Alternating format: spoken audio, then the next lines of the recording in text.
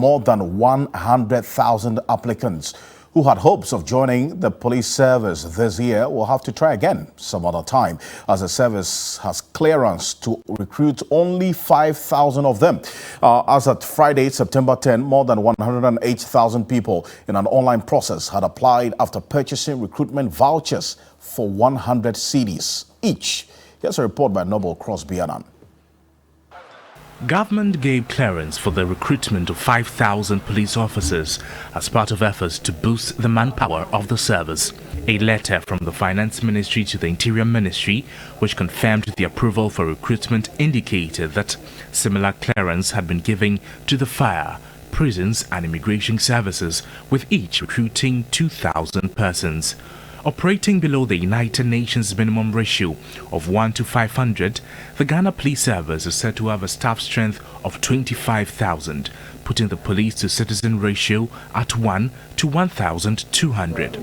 The application process from August 27 to September 13 was originated online, preventing the physical submission of forms.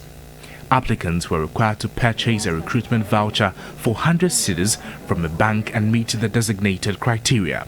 So this is the first phase of the recruitment process. The second phase is where the applicants will physically be informed to go to their screening centers, where we do the physical body examination, take their height measurements, and then once they go through that phase, then they will also have to look at the documentation of the applicants. Then they will write an exam. They are then invited to go for their medical examinations. Then we have, from that stage, we have what we call the background check. Once we finish this, the data will have to be collated and segregated based on the centers where each applicant has applied to go for his or her screening exercise. So by the close of this month, end of September, applicants will have been contacted for them to start reporting to their various screening centers. With over 108,000 applications received, translating to more than 10,836,400 cedis generated from such a recruitment process, the question is, how much does it really cost to engage in such an exercise? Well, so you just bear in mind that it's not just the Ghana Police Service that's recruiting. We have the Ghana Prison Service is recruiting, the Ghana National Fire Service also recruiting, the immigration as well recruiting. And what you do know earlier what took place with the Ghana Armed Forces as well recruiting. All of them having people who are seeking to enter, actually paying for these vouchers to apply to these areas. So take a look at these statistics. It's a clear indication of what is confronting us at the moment. Clearance for the recruitment of 5,000 police personnel is what has been given. 108,364 had submitted applications 3 days before the close of the portal. 93,154 had qualified, out of which 15,210 unfortunately have been disqualified.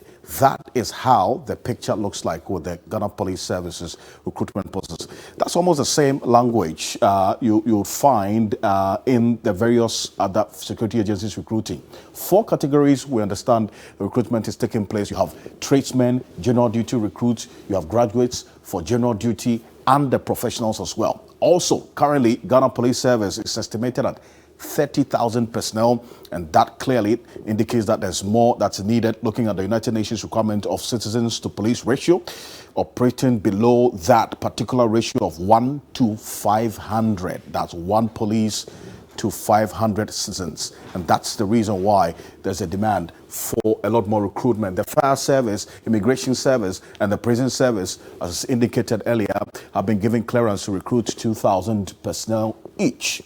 Over 108,000 applicants. Cost per voucher is about 100 cedis. So that's how you look at it. If you do the multiplication, simple. Multiply 108,000 by 100 cedis voucher, you get over 10.8 million Ghana cedis.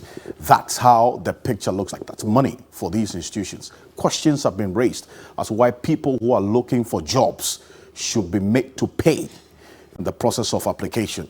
Professor David Abdullahi is a senior governance advisor. He joins me on the telephone. Professor Abdullahi, good evening to you. If you can hear me now, thank you for your time this evening. Would you subscribe to the justification that these recruiting agents, I'm talking about security agencies, incur administrative costs in the process of recruiting? So they would have to charge these unemployed persons to be able to cover that administrative cost? Good evening, and first of all, and thank you for having me. Actually, the application fee is 100 Ghana cedis plus 5 cedis service tax. So if you add that, it's more. First of all, I think it is the moral responsibility of the government of Ghana to have these forms free. Now, first of all, you want people to join the security agencies to fight and in some cases die for the country. I don't see any reason why they should be paying application fees. Secondly, according to the Subvented Agencies Act, most of the security agencies in this country are going to be subvented by government, which means their emoluments and others are going to be paid by government. Why can't these application fees also be part of that? And thirdly, they are Ghanaian citizens, they are rights. And as a Ghanaian citizen, you have responsibilities as part of your citizenship. You know, if I have responsibilities and I have rights, then it should balance out. So I don't think it is right for them to pay 100 cities. If there are administrative costs, it should be absorbed by the government. Well, that's the argument that they make. I recall speaking to the fire service, for instance, who make the same argument that they engage service providers like the banks, internet, cloud services, etc., and in the process of recruitment. And the monies that they rely on from central government doesn't come in on time. Budgetary allocation doesn't get to their chest on time. And they have to recruit. So then what do? No, well, first of all, if they are government agencies, that tells you they are not a private sector. Now, as government agencies, they have to survive and subsist on government revenues. That includes taxes. Now, my take is that if there are going to be any cost, then probably the rationale should be that, okay, all those that go through the process, and you can say, okay, maybe there is a cost here, so you might have to forego the 100 Ghana cedis plus the service tax. But those that have not gone through, you need to return you need to refund the money to them. So that's the only rational way I see. But where I stand, as a citizen of the country, have responsibilities as well as, I have rights. And I think it is part of my right that if I'm applying to enter a government agency, especially the security agencies, where I can equally die for the country, I shouldn't have to pay for the, the application fee. That is where I stand. And I don't see it as a reason enough that they should. Right. So for you, if they were a business, then I can understand. But not a business. That's why they are under the Subvented Agencies Act. The government has to take care of it. To take it up. Now, I get that point, and it's a very, very critical point that you make, but I want to thank you so much, just for the sake of time. So for you, the position is that they have no reason, no justification to take monies from persons applying to get into these agencies.